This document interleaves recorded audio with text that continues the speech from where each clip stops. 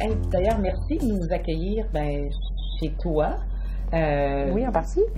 Techniquement, si vous êtes fermé ici, donc vous avez ouvert exprès pour nous, c'est super. Oui. Fait qu'on a toute la place à nous. Là. Oui, exactement.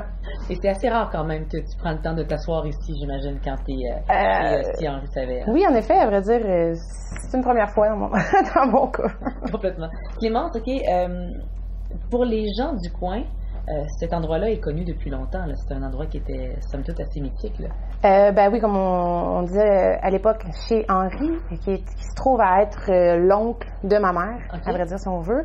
Avec les années, mes parents ont repris ça ici, ça fait environ 35 ans. Quand même, OK. Oui, exactement, 35 ans. Puis, à l'année, au moment où ils ont repris ici, ça a toujours été un peu saisonnier, si on veut. C'était les pommes du coin. On a un grand jardin à l'extérieur. C'était les légumes, les fruits. Puis, au départ, c'était seulement ça. C'était seulement un petit kiosque fruits et légumes, quelques petites décanages, confitures, ainsi de suite. Puis mon père, lui, a apporté vraiment le côté plus pâtisserie, boulangerie. Là. OK. Fait que toi, tu as passé ton enfance littéralement ici. Là. Je veux dire, tes parents travaillaient. Ici, à la saison des pommes. Ah ouais, OK. Par la suite, en 86, à ma naissance, mes parents ont eu les 4 feuilles à Rougemont. Donc, à ce moment-là, le kiosque ici est devenu une branche des 4 feuilles à l'époque. OK. OK, donc, là, avec les années, au final, c'était seulement ouvert au temps des pommes ici. C'était saisonnier constamment. Puis c'est quand moi, je suis... un jour, moi et ma mère, on s'est assis puis on s'est dit, tiens, pourquoi pas essayer à l'année. Donc, on est parti avec ça, une clientèle qui était déjà un peu établie avec les années, mais qui était plus extérieure, je dirais. Oui, OK. C'est comme un arrêt, en fait. On vient chercher nos pommes, notre cidre à Rougemont, puis on en profite pour faire un petit arrêt.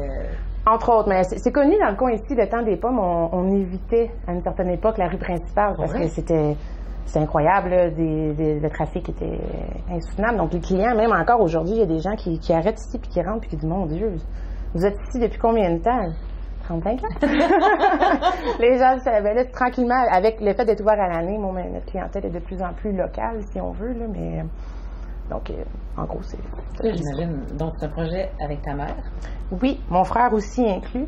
Ma soeur aussi, ça reste encore assez familial, mais qui travaille ici temps plein, c'est moi et ma mère. OK. Donc, et là, vous êtes là presque, en fait, à l'année, vous êtes là presque tous les jours. Et là, vous offrez quoi, en fait? Qu'est-ce qu'on vient manger chez Si Henri savait? On a une petite partie, je dirais, restauration, où on peut s'asseoir, des petites bouchées, bistrot. Confortable.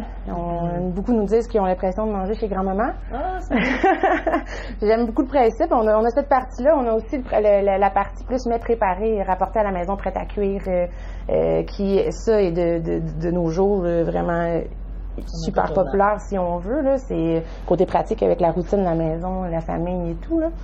Et on a aussi, le côté un peu pâtisserie, un peu de boulangerie.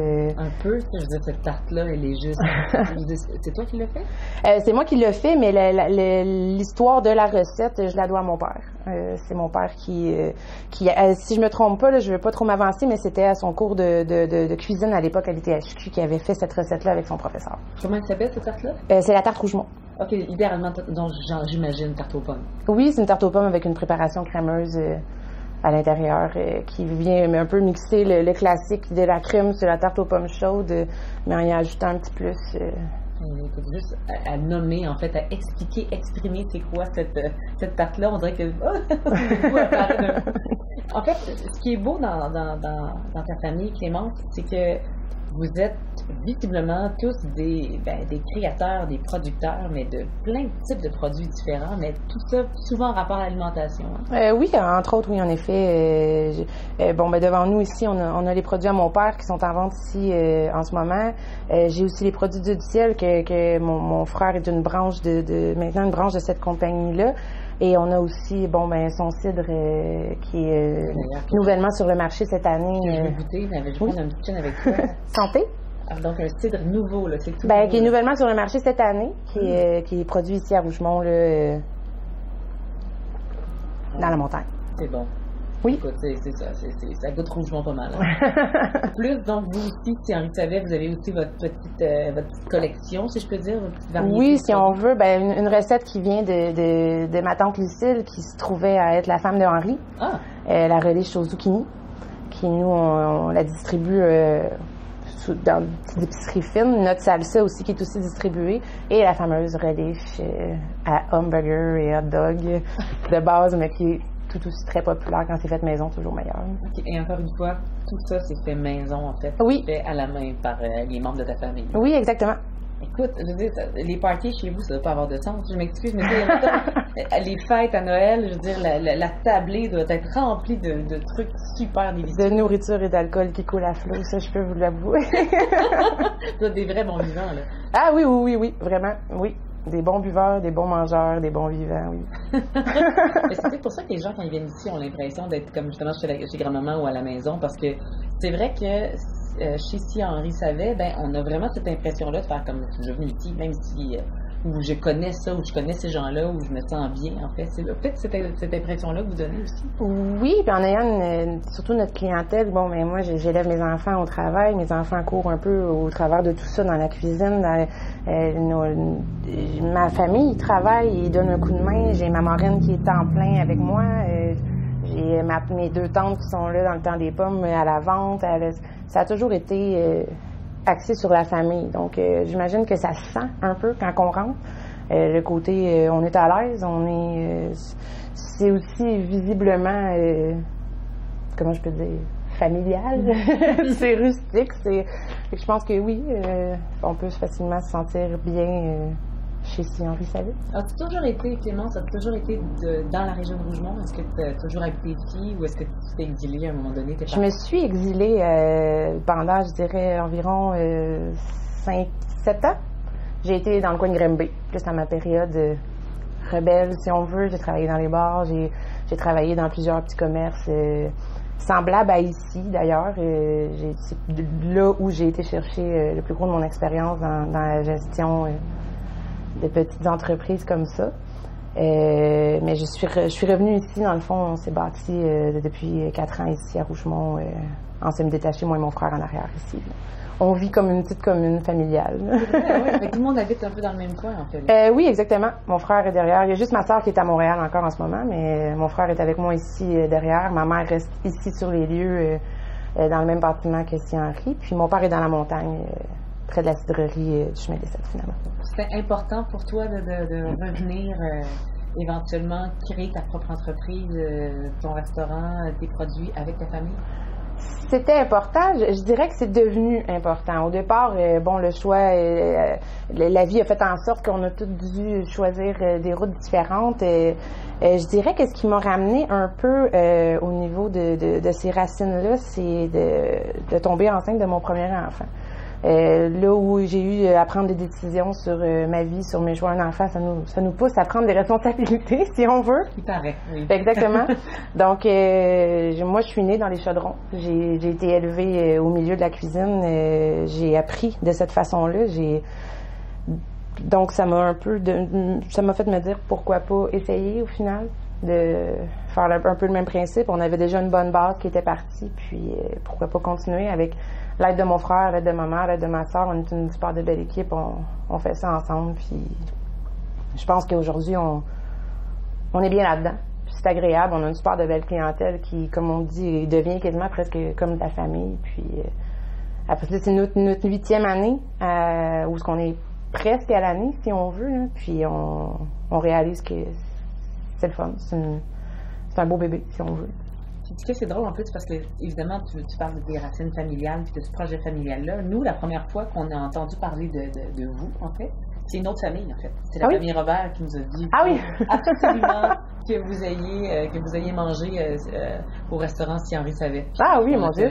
Mais tu vois, il y a ça aussi, je pense, qui fonctionne dans la communauté ici à Rougemont, c'est-à-dire que des familles qui retrouvent... qui retrouvent les mêmes sentiments, les mêmes valeurs dans d'autres familles, dans d'autres entreprises. Donc, c'est beau de voir cette espèce de communauté-là qui s'aide, qui s'entraide, puis qui se Oui, je suis bien d'accord, en effet, oui. C'est des gens qu'on voit fréquemment, en effet. M. Robert qui vient manger fréquemment, sa fille qui vient chercher des petits lunchs parce qu'avec les enfants et tout le travail, on sait ce que c'est. Donc, oui, c'est bien agréable, en effet. Ça marche. Juste que on entend du camion, c'est ça, hein? Et on a beaucoup de bruit ici, il faut le dire. Il y a vraiment beaucoup de bruit, mais c'est pas grave.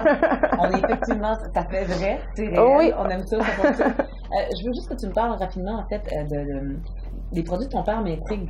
Oui. C'est des trucs que je sais pas exactement ce que c'est, fleurs et compagnie, moutarde et compagnie. Qu'est-ce que c'est en fait? C'est des assaisonnements? C'est des accompagnements? La plupart de ces produits sont faits à base de pétales de fleurs qui sont récoltés directement chez lui. Donc, on en a des pétales de rose, de l'hémérocale, des pensées. Puis, il y a aussi une gamme qui est faite à base qui est sans sucre ajouté au final, qui est faite avec un concentré de jus de raisin pour les gens diabétiques ou les gens qui veulent consommer moins de sucre, justement. En dehors de ça, donc les moutardes et compagnie, il y a cacao et compagnie qui lui est une base plus on a chocolat cerise, chocolat blanc fraise, poire et chocolat. Ça me fascine la créativité. Je te jure, ça me fascine. C'est des super de beaux produits, honnêtement. C'est bon, c'est goûteux. Ces pestos sont excellents. Les utilisez-vous dans vos recettes? Oui, son pesto rosso, je l'utilise dans des salades. J'ai une pizza faite à la base avec son pesto rosso, oui. Je suis impressionnée quand même d'avoir accès à tout ça. Non, mais c'est vrai, c'est beau quand même de voir que des gens qui se réinventent, qui créent à partir de produits naturels, des produits locaux, des produits régionaux. Moi, la Montréalaise, en ce moment, elle triple, elle a du fun. Et pourtant, à Montréal, vous avez vraiment une proximité sur beaucoup de produits comme ça, justement. Là. En fait, complètement, sauf que la beauté d'être ici, c'est que, tu vois... C'est sur place. C'est la fille du gars qui a créé ça. Tu comprends? C'est quand même une connexion encore plus... c'est plus direct. Même si, effectivement, il y a une belle offre à Montréal puis partout au Québec, mais reste que il y a ça de spécial dans le coin ici, c'est qu'à chaque fois j'ai quasiment le goût de dire, dès qu'on lance une roche, on tombe sur un producteur qui est un créateur ou quelqu'un. C'est vrai que Rougemont, pour ça, il y a beaucoup de petits trésors là, dans chaque petite compagnie, des petites choses bien agréables. Là. Ça vaut la peine d'y faire un tour. Ça marche. Écoute, moi, j'ai tout ce que j'ai besoin. C'est vraiment... Merci beaucoup, Clémence, pour ce temps-là. Puis là, évidemment, c'est ça. Je vais passer des heures à regarder, tes étalages, voir tous ces beaux produits-là. Merci à vous. Merci à toi.